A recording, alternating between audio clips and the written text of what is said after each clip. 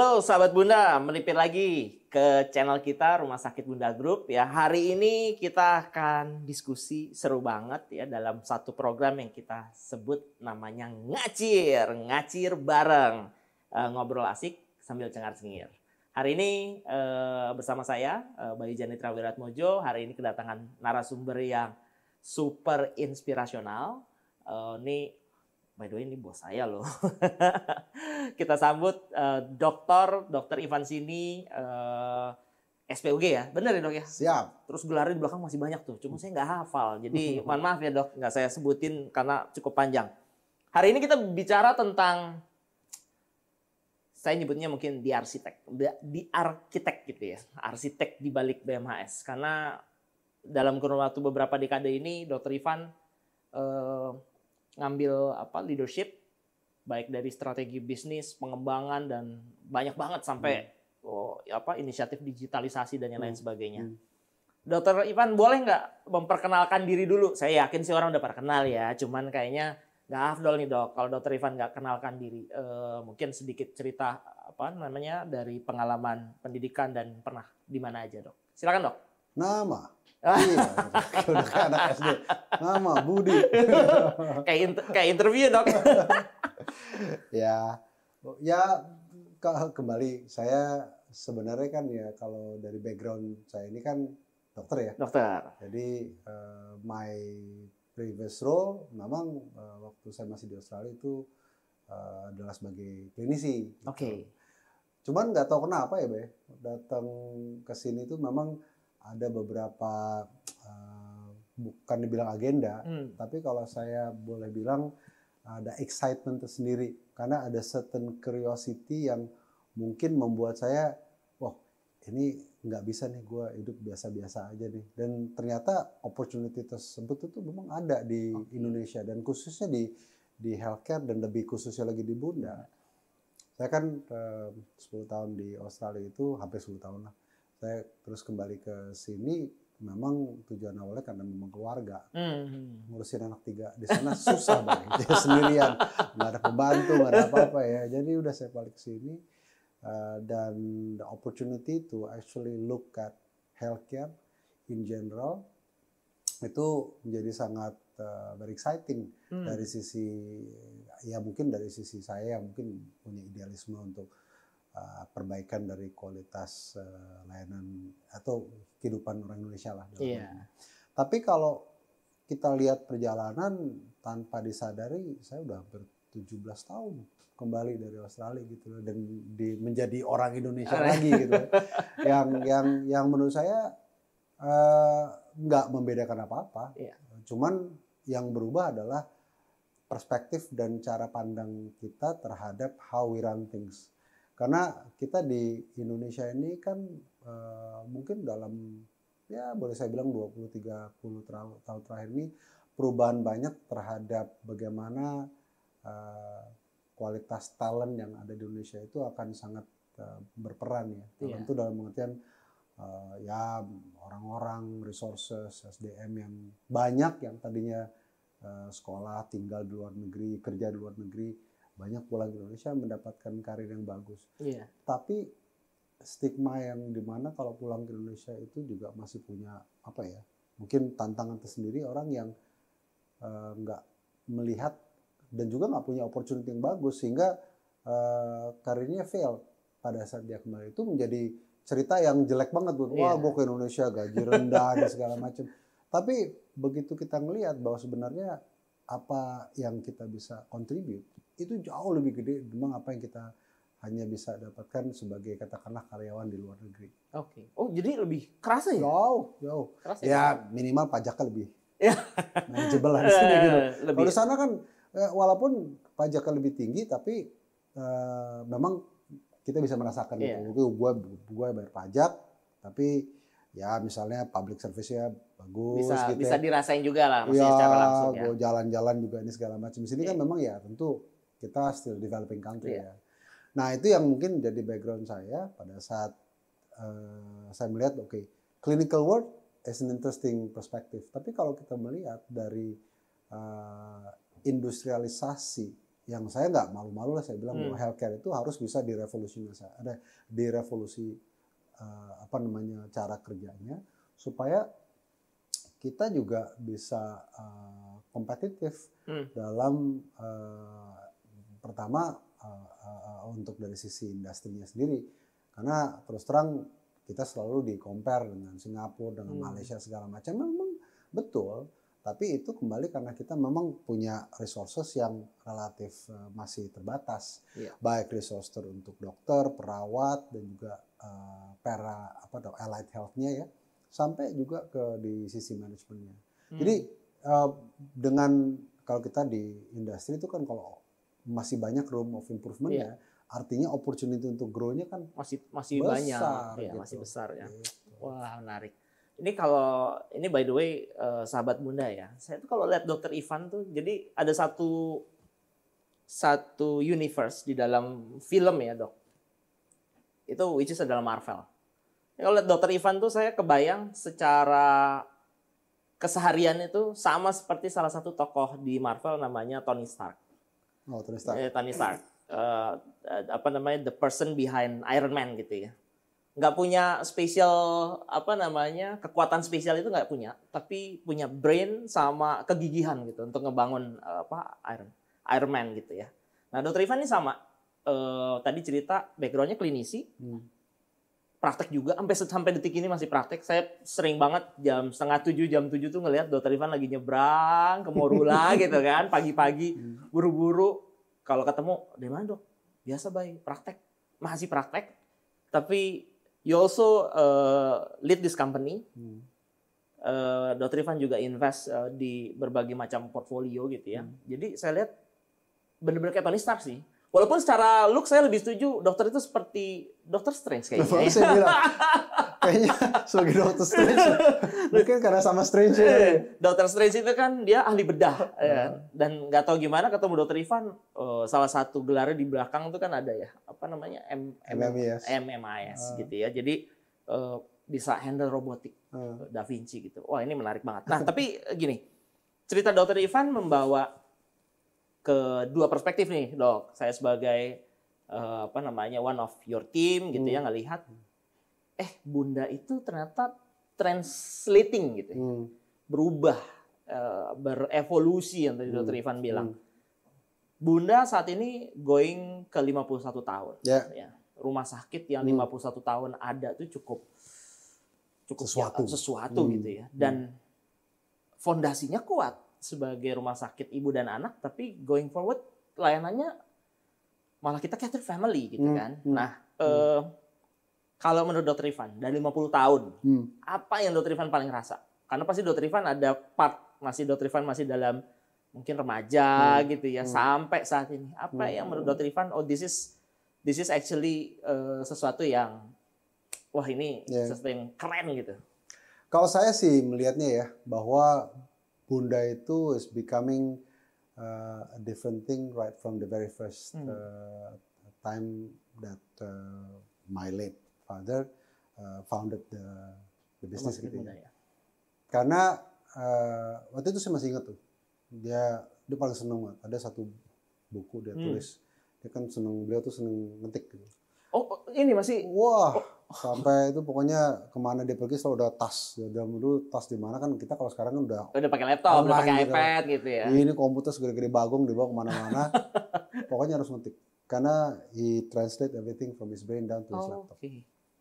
Tapi ada satu yang menurut saya mungkin very major foundation, bahwa he likes the word vision. Oke. Berarti ngeliatnya ke depan. Jauh gitu ke depan ya. Oke. Ada dua mungkin interpretasi dari orang yang melihat ke depan.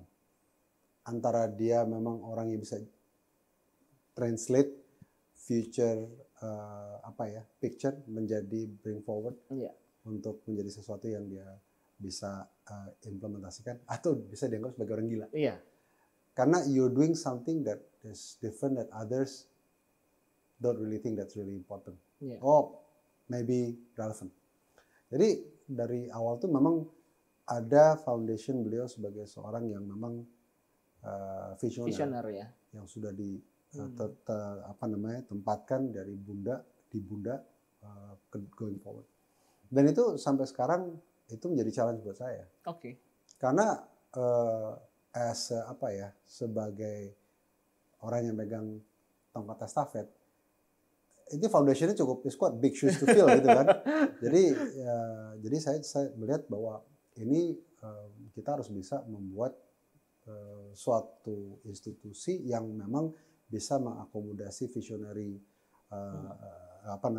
yang mungkin prinsipal yang dimiliki oleh founder kita. Iya. Tetapi kita juga mesti melihat bahwa yang namanya visionary mungkin inisiatif yang banyak kita lakukan itu tidak akan lepas dari kita harus bisa mengevaluasi realistic yang mungkin approach ya. Karena tentu kalau kita melihat semua ke depan ya kapan kita melihat yang masa sekarang ya. Dan itu harus bisa ada suatu time frame yang menurut saya itu bisa diturunkan kepada semua elemen dari teman-teman yang ada di manajemen atau di dokter maupun di perawat. Kalau saya ngerjain sekarang dan saya bisa ngelihat apa yang saya mau kerjain 5 tahun lagi, dan artinya you have to create a foundation yang kuat bahwa 5 tahun lagi saya masih ngerjain apa yang memang saya gambarin 5 tahun yang lalu. Ya, betul. And then interesting enough, if you use iPads or one of those notebooks gitu ya. Kan sekarang banyak tuh yang memang kita buat notebook segala macam. Coba deh scribble balik. What you scribbled about 5 years ago, berapa persen dari yang scribble waktu itu terjadi. Dan if you're actually close to 60% aja, you doing well. Okay. Tapi itu akan menjadi mungkin PR buat kita. If we're doing 60% over 5 years, what can I do to make in the next 1 to 2 years close to 80%? Itu kan menjadi tantangan buat kita. Begitu tuh udah nyampe, dan pertanyaannya adalah, is this good enough for me? And then you can raise the bar, going up higher. Itu yang menurut saya mungkin salah satu filosofi yang saya pakai sampai sekarang. Oke, ini menarik nih, karena pernyataannya Dr. Ivan adalah bahkan almarhum Dr. Rizal Sini itu visionnya tuh jauh ke depan gitu, sehingga begitu mentranslate, ini kan ibaratnya orang ngelihat gerhana matahari zaman dulu itu kayak seperti wah ini kayaknya kita akan terjadi bencana gitu kan, karena belum dapat knowledge-nya. Tapi begitu sudah satu momen kita tahu, oh ternyata ini adalah proses yang alamiah gitu ya. Nah kalau bicara tentang ini, dok, kita ngelihat Dr. Ivan melihat bahwa fondasi yang ditanamkan dulu sama almarhum Dr. Rizal Sini itu adalah sesuatu yang sangat visioner gitu. Dan kalau kita bicara dari titik waktu hari ini ya, dok, 50 tahun yang akan datang, apa yang Dr. Ivan visikan, gambarkan? Oh ini kayaknya nih jauh amat. Enggak, barangkali misalnya contohnya nih dok, wah kita mau buka cabang di Mars misalnya. ini by the way kidding. Tapi bisa jadi loh, kan bisa jadi gitu. Kalau Dr. Ivan nggak usah 50 tahun deh, mungkin 5-10 tahun akan datang tuh sebenarnya harapan Dr. Ivan tuh ini kemana sih Bunda Group? Ada Apple Vision Pro-nya tuh saya bisa pakai. Jadi robotiknya bisa dari rumah dong. Well again, interesting enough kalau kita ngelihat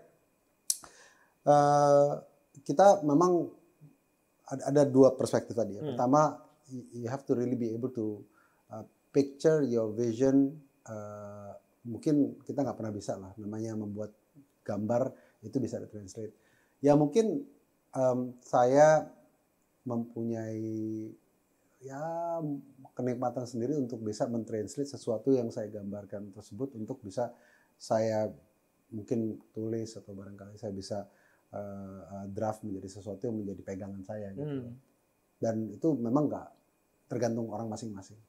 Tapi kalau kita bicara dari sisi apa yang sudah kita gambarkan, apalagi kalau Bunda nih, kita bicara 5-10 tahun lagi. Menurut saya memang kita akan berada pada posisi yang sangat penting sekali di healthcare terutama ya.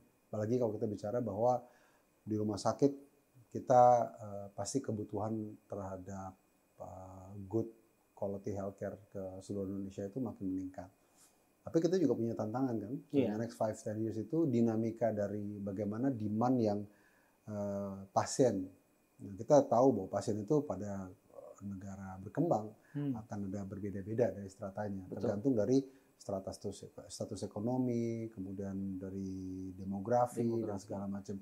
Tapi menurut saya, di end of the day, setiap orang yang demand terhadap healthcare yang baik, tujuannya adalah untuk dia menjadi lebih sehat. Yeah.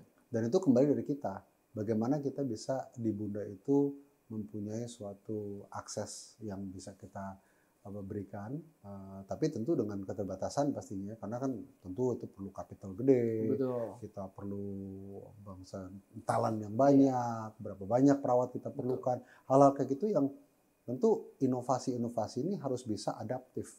Sehingga nanti dalam 5-10 tahun lagi, mungkin dengan jumlah dokter yang 200 ribuan lah kurang lebih yang ada di Indonesia gitu ya.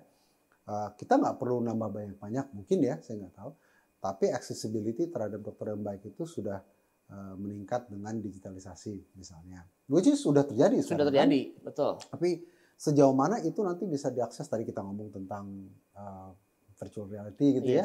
Sejauh mana nanti orang-orang itu kan sekarang harga katanya masih 50 juta untuk satu gini kan. Tapi kalau memang sangat affordable, mungkin cuma 100 ribu, 200 ribu udah dapat kacamata yang orang bisa communicate dari jauh.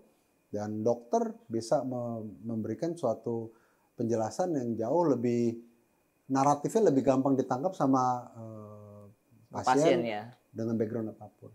Nah ini sangat memerlukan tim di Bunda itu yang menurut saya kreativitas dari all layers. Dan itu nggak bisa dari atas. Dari second, third, fourth, tiap player itu harus bisa punya kemampuan untuk adaptasi, dan saya rasa keinginan kita untuk bisa nge-push diri sendiri to the limit yang saya bilang tadi. Nah, jadi kalau saya pikir sih pada saat ini, in the next 5 to 10 years, come back to that question, Bunda will continue to evolve. Tapi continue to evolve in such a way yang tentu harus bisa memposisikan sebagai leader in certain areas yang memang kita enjoy that benefit being the first time mover istilahnya. Dan itu memang nggak akan gampang, karena yang namanya mau coba ini, nyoba itu, ada yang berhasil, ada yang nggak berhasil. Ya itu that's life lah.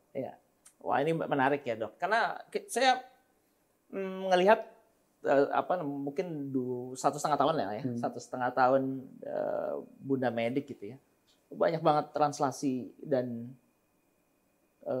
evolusi yang terjadi. Jadi ini kalau saya bilang nih, kalau TNI itu mungkin 3 matra nih.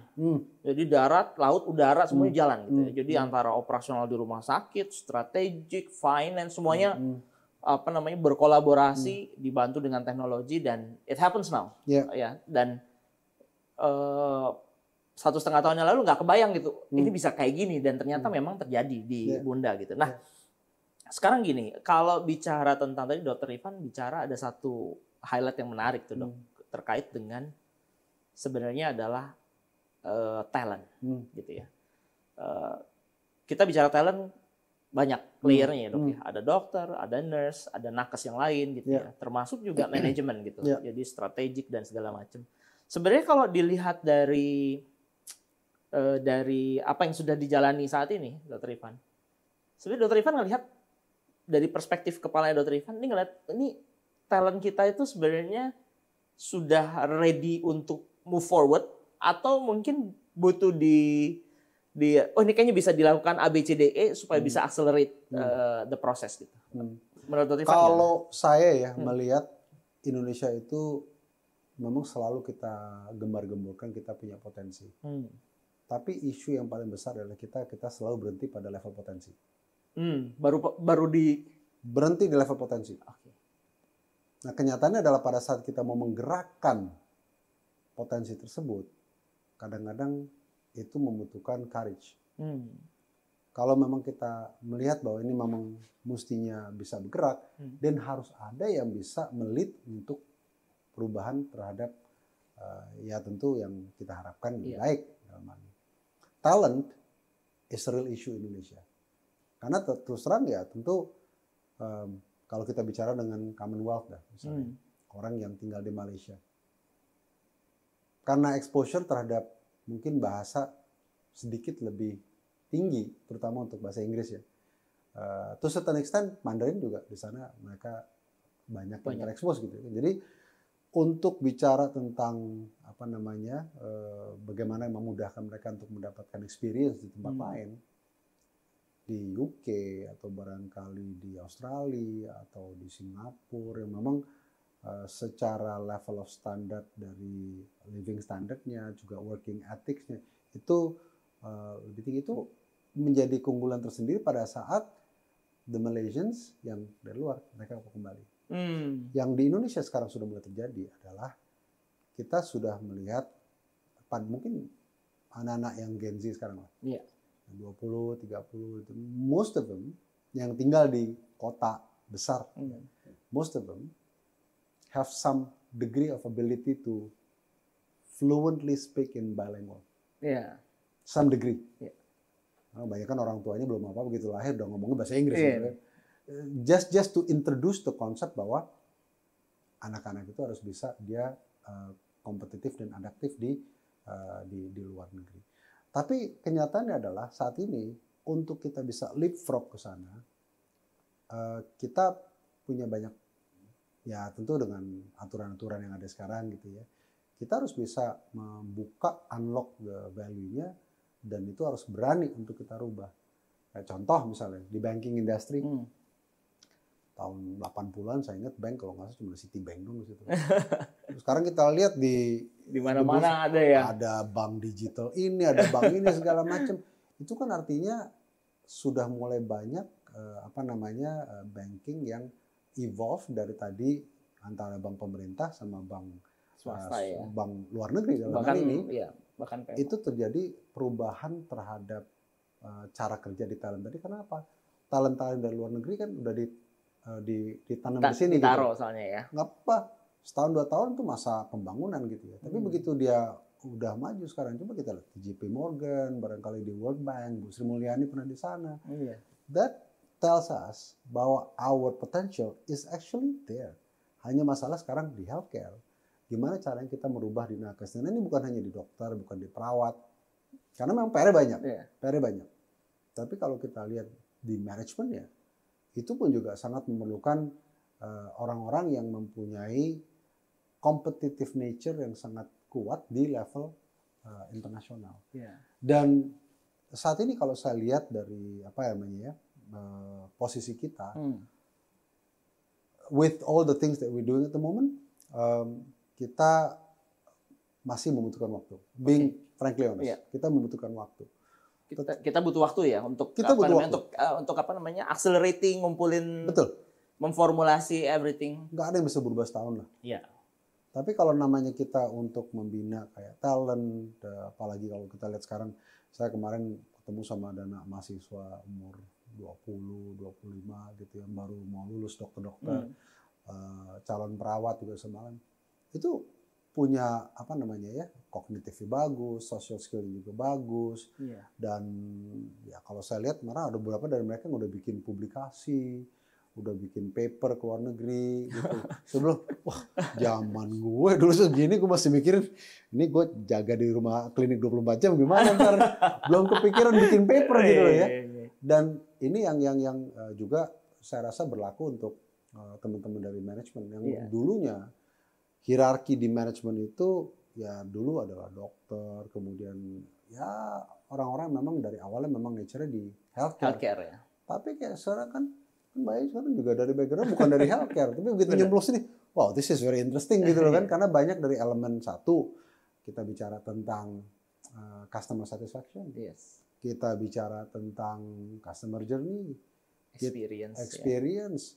Tapi itu juga kita bicara dari bagaimana kita sebagai leader bisa membuat itu bukan merubah dari hanya satu dokter ke satu pasien, tapi bagaimana group of doctors, group of nurses, and group of healthcare individuals bisa improve certain group of patients atau malah group of families yang memang datang ke healthcare services tadi.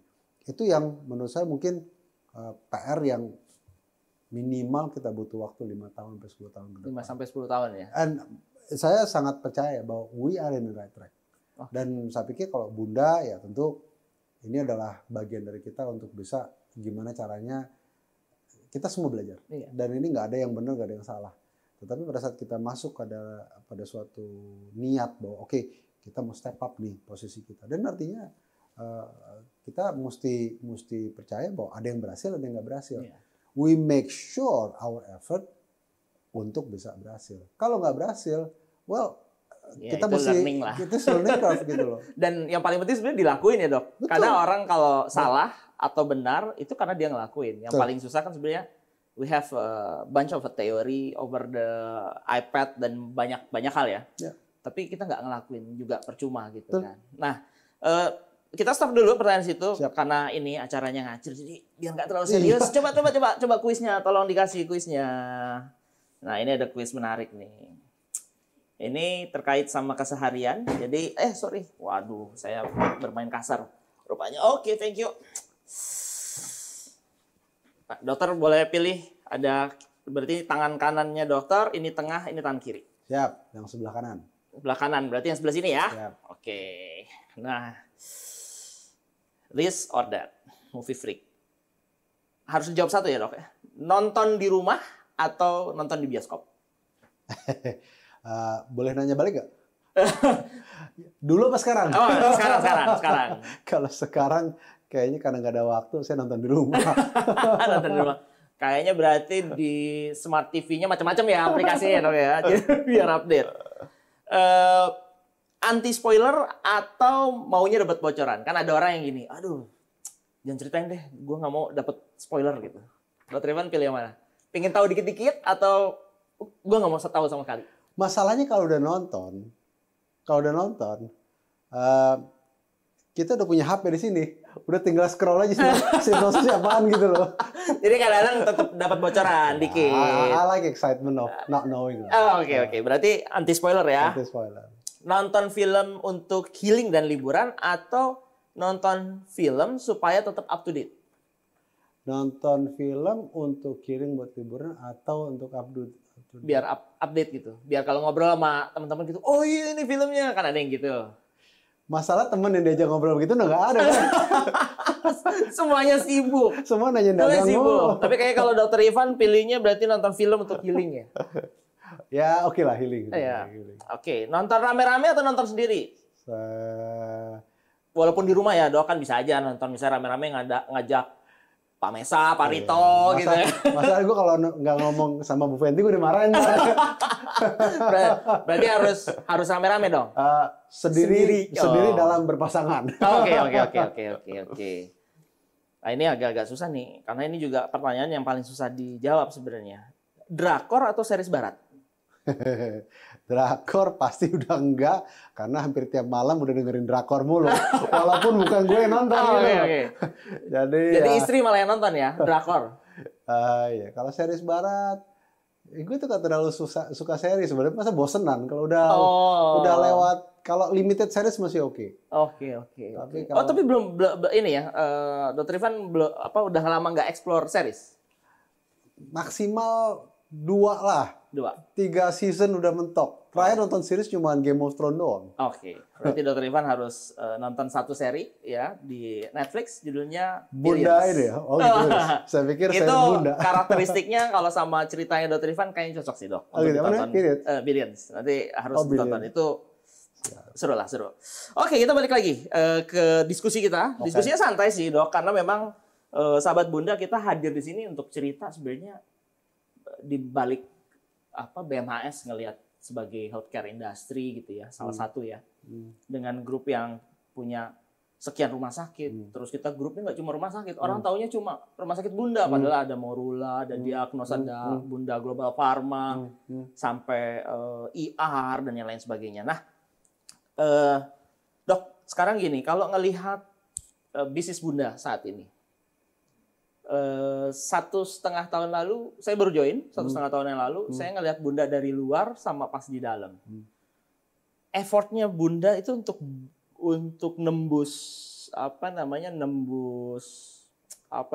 Top 40. Top gua bukan top 40 lagi. Itu top 40 gimana? Gimana tuh lagi siaran ya, Dok ya? Jadi nembus papan atas lah. Itu kan doing banyak banget inisiatif over I think 2022, 2023 bahkan 2024 kita udah punya plan cukup banyak gitu. Yeah. Kalau menurut Dr. Ivan sendiri dengan kondisi tersebut sebenarnya are you happy with the 3 tahun itu 2022, 2023 dan ngelihat 2024? Excited nggak dengan ke depan tuh kayak seperti apa? Kalau excitement terhadap progres, saya kira jelas kita melihat banyak sekali perubahan yang kita lakukan. Yeah. Dan terus terang kalau kita bicara Bunda as an ecosystem, as you said kan kita bukan rumah sakit aja. Betul. Ada di bayi tabung, ada di lab, ada macam-macam. Tapi di end of the day ini adalah platform. Dan kalau kita bicara platform, semua harus bisa kita jadikan suatu ekosistem yang sebenarnya kalau kita lihat nih Indonesia Raya dalam bentuk kecil gitu loh. Bahwa kita ada rumah sakit dan ada ujungnya adalah healthcare yang sebenarnya kalau kita bicara tentang private ini ya mungkin ada di Bunda yang mewakili kayak pemerintah. Hanya kalau saya bilang apakah memang kita sudah puas dengan pencapaian kita saat ini, PR kita masih banyak. Yeah. Karena ya tentu keinginan kita gede, ya kan, maunya ini, mau itu segala macam. Tapi we also have to be realistic gitu, bahwa ada certain steps that needs to be taken sebelum kita maju ke berikutnya. Ada yang bisa kita lakukan untuk melakukan leapfrog, tetapi ada beberapa elemen juga yang memang secara fundamental harus dilewati. Itu nggak bisa di bypass. Ya. Jadi menurut saya konsistensi terhadap bagaimana membangun fundamental yang kuat itu sangat penting. Jadi menurut saya di healthcare ini, apalagi kalau kita lihat di amongst the big boys gitu ya, kalau kita ngelihat dengan rumah sakit yang berkembang dan kita lihat di Indonesia juga kebutuhan masih tetap tinggi, saya melihat bahwa Bunda itu punya achievement yang I'm very proud of, very proud of. Dan yang saya lebih confident terhadap achievement tadi adalah this is not the result of one man's work. This is the result of over 3,000 people who are actually working with us. Jadi collective effort, bareng-bareng ya. Jadi kalau bicara is it my success? No, it is your success. It's everyone's success. Gitu. Jadi pada saat kita merasa bahwa this is not, I don't contribute anything. Hang on. You are actually contributing significantly to whatever things that you are actually assigned for. Yeah. Dan that's what I'm very proud of. Tapi yang saya bilang tadi, PR kita masih banyak, Bay. Yes. Gitu. Banyak banget PR-nya. Wah, jadi sahabat Bunda di diskusi ngacir ini sayang banget. Sebetulnya saya mau diskusinya 5 jam. Mau buat berapa episode ya? Tadi saya udah hitung-hitung untuk kurang lebih 60 episode sih, Dok. Cuma Ntar sahur. Oh, kita buat itu ya, podcast sahur ya. Baik ya. Saingan sama TV dong.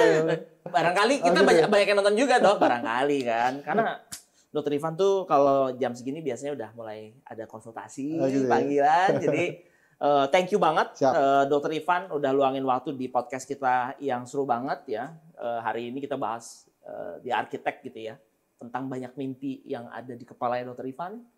Terus kita lihat progres Bunda Medic as ekosistem. Kita nggak bicara perusahaan tapi ekosistem karena grupnya banyak banget gitu ya.